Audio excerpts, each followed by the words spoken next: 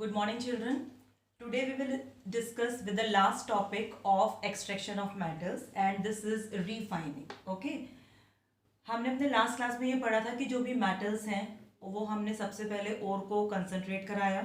Concentrate कराने के बाद में उसमें से जो ओर था उसको हमने कन्वर्ट करा ऑक्साइड ओर की फॉर्म में एंड देन आफ्टर उसके अंदर से हमने मेटल्स को एक्सट्रैक्ट आउट कर लिया। ओके मगर बेटा जितनी भी मेटल्स हमें वहां से मिलेंगी उनमें अभी भी इम्प्योरिटीज प्रेजेंट होंगी। So now today we will study refining of metals, यानी कि अभी जो आपको मेटल्स मिली हैं क्रूड फॉर्म में उनको आप किस तरीके से रिफाइन करेंगे, उनमें से किस तरीके से आप maximum pure percentage of metals निकालेंगे। राइट तो मैंने कुछ मेथड्स यहाँ लिख रखे हैं and today will discuss all these methods: distillation process, liquefaction process, electrolytic refining, zone refining, vapor phase refining. One more is there जो यहाँ नहीं है अभी, chromatography. ठीक है. So now first we will study about the distillation process. Distillation process, आप distillation पहले से पढ़कर आ रखे हैं। आप क्लास 9th और 10th में आपने पढ़ा था कि 11th स्टैंडर्ड में भी आपने पढ़ा था कि डिस्टिलेशन प्रोसेस में आप ऐसे किन्हीं भी दो लिक्विड्स या मोर देन टू लिक्विड्स को सेपरेट कराते हैं जिनके बॉइलिंग पॉइंट में डिफरेंसेस होते हैं। ओके तो डिस्टिलेशन प्रोसेस के थ्रू आप उन मेटल्स को यहाँ पर प्यूरिफाई कराएंगे जिनके की बॉइलिंग पॉइंट लो है। जब आप ऐसी मेटल्स को प्योरीफाई कराएंगे तो उसमें क्या होगा, जो इम्प्योरिटीज हैं उनके क्योंकि बॉइलिंग पॉइंट हाई हैं तो वो पीछे रह जाएंगी, जबकि वो मेटल्स जिनके की बॉइलिंग पॉइंट लो हैं वो आपको वेपर्स की फॉर्म में मिलेंगी। आप उन्हें कलेक्ट कर लीजिए और कलेक्ट करने के बाद में you will get the pure metals. So this is called distillation process. Now what is liquidation process? Liquidation process का जो प्रिंसिपल है वो ये उन पर्टिकुलर मेटल्स के लिए हम इसको यूज करते हैं जिनमें जो इम्प्योरिटीज होती हैं वो लेस फ्यूजिबल होती हैं than the metals. That is, the melting points of metals are lower than those of impurities. Okay? तो यहाँ पर आप उन metals को purify करेंगे जिनके melting point impurities से कम है। जब आप उन्हें melt करेंगे तो molten state में तो pure metal आ जाएगी, जबकि जो impurities हैं वो पीछे रह जाएंगी solid form में। So this method is called liquefaction process. Liquation process के थ्रू आप टिन और लेड मेटल को प्यूरिफाई कर सकते हैं और डिस्टिलेशन प्रोसेस के थ्रू आप जिंक, मरकरी, कैडमियम इन मेटल्स को प्यूरिफाई कर सकते हैं। यहाँ पर आप ये भी याद रखेंगे कि कौन कौन सी मेटल्स को आप इन पर्टिकुलर मेथड्स के थ्रू पर प्यूरिफाई कर सकते हैं। Okay now will start with the third method, electrolytic refining. Electrolytic refining it was also there in your 10th standard. और इलेक्ट्रोलिटिक रिफाइनिंग में आपको करना क्या है, जैसे मैंने यहाँ डायग्राम बना के उसको एक्सप्लेन किया है। और ये रिफाइनिंग जो हम पढ़ रहे हैं वो हम कॉपर मेटल के लिए पढ़ रहे हैं। ठीक है, आपको जो भी मेटल आपने एक्सट्रैक्ट आउट किया है जो कि इम्प्योर फॉर्म में है उसका आप क्या करेंगे, उस मेटल का आप यहाँ पर बना लेंगे anode. You can see here मैंने इम्प्योर कॉपर का क्या बना रखा है बच्चों, एनोड। ओके और उसके बाद प्योर जो कॉपर है उसका रॉड हमने लिया हुआ है in the form of cathode. यहाँ आप एक इलेक्ट्रोलिटिक सोल्यूशन लेंगे और उसके बाद एक बैटरी से इसको कनेक्ट कर देंगे। जैसे ही इलेक्ट्रोलिसिस शुरू होगा एनोड पे से जितना भी इम्प्योर कॉपर है वो डिसॉल्व होकर सोल्यूशन में आएगा और क्योंकि कॉपर मेटल है तो वो यहाँ से जाके इधर कैथोड पे डिपॉजिट होगा। राइट मगर इम्प्योरिटीज यहीं पर इकट्ठी होती रहेंगी क्योंकि जो भी डिपोजिशन होगा वो किसका होगा, कॉपर का, प्योर कॉपर का। और उसकी वजह से ये रॉड धीरे धीरे थिक होती जाएगी because the extra deposition of pure copper, और ये रॉड डिसॉल्व होने लगेगी या थिन होती जाएगी। जो भी इम्प्योरिटीज यहाँ पर मेटल के साथ प्रेजेंट हैं वो यहीं पर आपको इकट्ठी होती हुई दिखाई देंगी एनोड के नीचे, और इनको हम बोलते हैं anode mud. So it is a 1 mark question, anode mud क्या है। ठीक है, एनोड मड वो इम्प्योरिटीज हैं जो जिस वक्त आप इलेक्ट्रोलिसिस के थ्रू किसी मेटल को प्योरीफाई करा रहे होते हैं, रिफाइन करा रहे होते हैं, तो उस समय में एनोड के नीचे जो इकट्ठी होती रहती हैं this impurities are called anode mud. So this method is called electrolytic refining. Now will come to the next method, zone refining. Zone refining एक तो आपको पहले ये बता देती हूँ कि आपके एग्जाम के लिए ये बहुत इंपॉर्टेंट मेथड है। ठीक है, और इसके नीचे जो आपको लिखा दिख रहा है vapour phase refining, these two methods are very very important for your board examination. Electrolytic refining भी आपको अक्सर पूछा जाता है, ठीक है। कभी कभी वो आपसे ये भी पूछ लेते हैं कि किसी पर्टिकुलर मेटल का नेम दे देते हैं और आपसे पूछते हैं कि कौन सा मेथड आप इसको रिफाइन करने के लिए यूज़ कर सकते हैं। तो ये सारी चीज़ें 1 मार्क के क्वेश्चंस की फॉर्म में आपको बोर्ड एग्जामिनेशन में मिलेंगी, इसीलिए आप इस चैप्टर का लाइन बाय लाइन ज़रूर पढ़ लीजिएगा एनसीईआरटी से। जोन रिफाइनिंग का प्रिंसिपल क्या है वो पहले आप समझ लीजिए। This is the method based upon the principle that the impurities are more soluble in the molten state than in the solid state. ये इस प्रिंसिपल पे बेस्ड है कि जो भी इम्प्योरिटीज किसी भी मेटल के साथ प्रेजेंट हैं वो मॉल्टन स्टेट में ज़्यादा परसेंटेज में रहती हैं rather than the solid state. इस मेथड के थ्रू जिन मेटल्स को आप प्यूरिफाई करेंगे वो हैं germanium, silicon, gallium and boron. Okay, GeGaSi, in metals को आप इसके थ्रू प्यूरिफाई कर सकते हैं। करना क्या है आपको, आप जो भी आपको एक मेटल और एक इम्प्योर मेटल दिया है उसका आप रॉड बना लेंगे, मतलब एक मेटल रॉड मैंने यहाँ पर ले रखा है जिसमें इम्प्योरिटीज भी प्रेजेंट होंगी। उसके बाद आप इसके ऊपर एक मूविंग हीटर, जैसे ये मैंने यहाँ ड्रॉ कर रखा है एक मूविंग हीटर, इंडक्शन कॉइल है इसमें, आप इसे रोटेट करेंगे इसके ऊपर, ठीक है। और आप जानते हैं कि जब आप किसी भी सॉलिड मेटल के ऊपर इसको रोटेट करेंगे तो उसका क्या होगा, धीरे धीरे जिस जिस पोर्शन में ये वाला हीटर जाएगा वो पोर्शन का मेटल लिक्विफाई होगा ड्यू टू हाई टेम्परेचर, और जो भी इम्प्योरिटीज हैं वो इसी एरिया में आ जाएंगी, जबकि प्योर मेटल जो पीछे की तरफ बचती जाएगी वो सॉलिडिफाई होगी।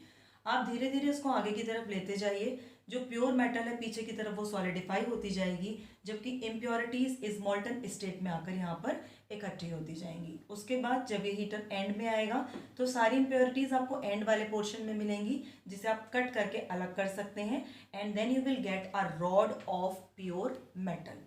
So this method is called zone refining. It is a very important method.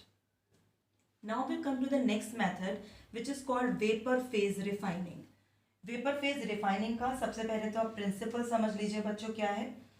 Vapour phase refining में ये बहुत ज़रूरी है कि जो भी इम्प्योर मेटल आप ले रहे हैं वो किसी भी एक सूटेबल केमिकल सब्सटेंस के साथ में एक वोलेटाइल कंपाउंड बना सके।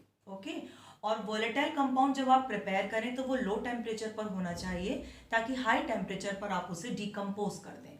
आप फिर से समझ लीजिए, इस प्रोसेस के थ्रू आप उन मेटल्स को प्योरीफाई करते हैं जो किसी केमिकल सब्सटेंस के साथ एक वोलेटाइल कंपाउंड बनाती हैं लो टेम्परेचर पर और हाई टेम्परेचर पर डिकम्पोज हो जाती हैं। वेपर फेज रिफाइनिंग हम निकल और जिरकोनियम के लिए यूज़ करते हैं, और यहाँ पर इसके 2 मेथड्स आप स्टडी करेंगे। One is called Mond's process, another one is called Van Arkel method. Mohs process is very important for you all dear children.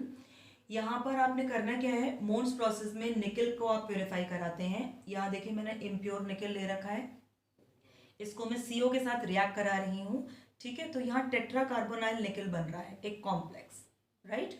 और जैसे ही मैं इसे हीट करूँगी हाई टेम्परेचर पर तो ये उसके बाद क्या हो जा रहा है, डिकम्पोज हो जा रहा है और वापस से निकल और CO दे रहा है। तो आप यहाँ पर अब की बार जो आपको निकल मिलेगा वो प्योर होगा। उसका रीज़न क्या है, क्योंकि इधर में जो आपने निकल लिया है वो इम्प्योर था। CO केवल प्योर निकल के साथ ही कॉम्प्लेक्स बनाने वाला है, इम्प्योरिटीज़ यहाँ पर इन्वॉल्व नहीं होंगी, ठीक है। तो ये जो कॉम्प्लेक्स आपको दिख रहा है इसमें भी प्योर निकल ही प्रेजेंट होगा। जब आप इसको हीट करेंगे तो ये डिकम्पोज होकर निकल बना लेगा। Okay, so this is called Mond's process. आपके एग्जाम में वो पूछते हैं कि निकल की रिफाइनिंग के लिए कौन सा मेथड यूज़ करते हैं आप। आपसे ये भी पूछा जाता है कि वेपर फेज रिफाइनिंग का प्रिंसिपल क्या है। और बेटा ये इस बार का क्वेश्चन भी है, मतलब जो 2020 में पेपर आया है उसका क्वेश्चन भी है कि वेपर फेज रिफाइनिंग का प्रिंसिपल क्या है, ठीक है। तो आप ये समझ लीजिए अच्छी तरीके से और इसको याद रख लीजिए। वैन आर्कल मेथड बिल्कुल सेम ही है, लेकिन इसमें हम जिरकोनियम लेते हैं जो आयोडीन के साथ एक कंपाउंड बना लेता है, और फर्दर सेम जब आप इसे हीट करेंगे तो ये वोलेटाइल कंपाउंड प्योर जिरकोनियम देगा। यहाँ पर जो आप ले रहे हैं मेटल वो इम्प्योर फॉर्म में है, जबकि ये जो आपको मिल रहा है ये प्योर है। Okay, so this is called van Arkel method और वेपर फेज रिफाइनिंग। आपको जितने भी मेथड्स पढ़ाए गए हैं उन सब के प्रिंसिपल आपको ज़रूर पता होने चाहिए, ठीक है। वो बेटा जो मेथड्स हैं वही उनके प्रिंसिपल भी हैं। जैसे डिस्टिलेशन प्रोसेस में आप ये देखते हैं कि आप इन्हें पर्टिकुलर उन मेथड्स के लिए यूज़ कर रहे हैं जिनके की बॉइलिंग पॉइंट लो हैं और इम्प्योरिटीज़ के बॉइलिंग पॉइंट हाई हैं। लिक्वेशन आप उनके लिए यूज़ कर रहे हैं जिनमें कि मेटल्स के मेल्टिंग पॉइंट लो हैं जबकि इम्प्योरिटीज़ इजीली मेल्ट नहीं हो रही।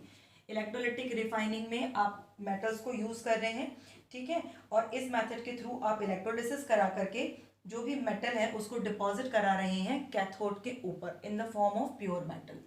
जोन रिफाइनिंग में आप ये इस प्रिंसिपल पे बेस्ड है कि जो भी मॉल्टन स्टेट है किसी भी मेटल की उसमें इम्प्योरिटी ज़्यादा प्रेजेंट होती है rather than the solid state.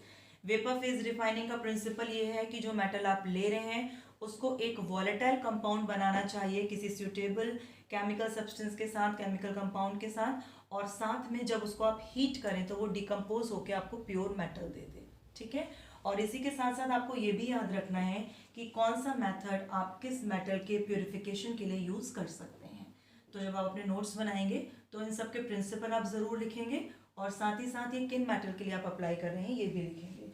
Now will come to the last method and this is called chromatography. Chromatography आपने 11th स्टैंडर्ड में भी पढ़ा था, एक बार हम उसको आज यहाँ फिर से डिस्कस कर रहे हैं। क्रोमेटोग्राफी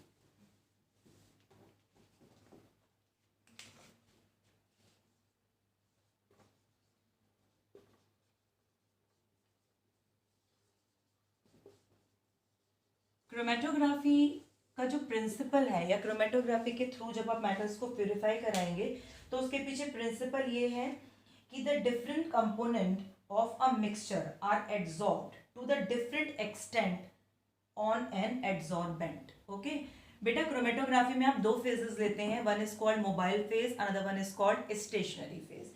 तो मैं यहाँ आपको एक डायग्राम थोड़ा सा एक्सप्लेन करने के लिए बना दे रही हूँ और वहाँ पर मैं आपको कॉलम क्रोमेटोग्राफी दिखा रही हूँ। कॉलम क्रोमेटोग्राफी में आप क्या करते हो, एक स्टेशनरी फेज लेते हो, ठीक है, और जैसे मैंने यहाँ पर भर दिया कोई भी एक सॉल्वेंट, स्टेशनरी फेज में भी सॉलिड और लिक्विड, और यहाँ से आपको जो प्योरीफाई कराने वाला सब्सटेंस है वो आप पोर करेंगे, ठीक है।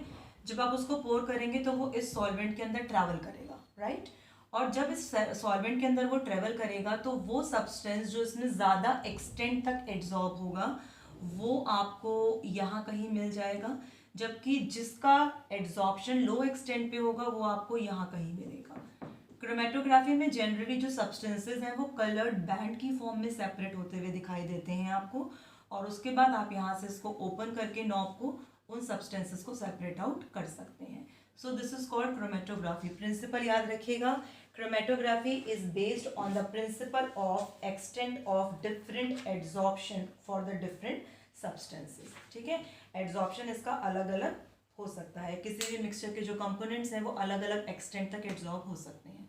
सो these all are the methods of refining of metals and this is the last topic of the chapter.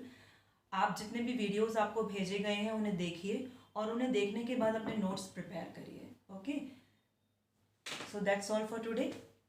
Thank you.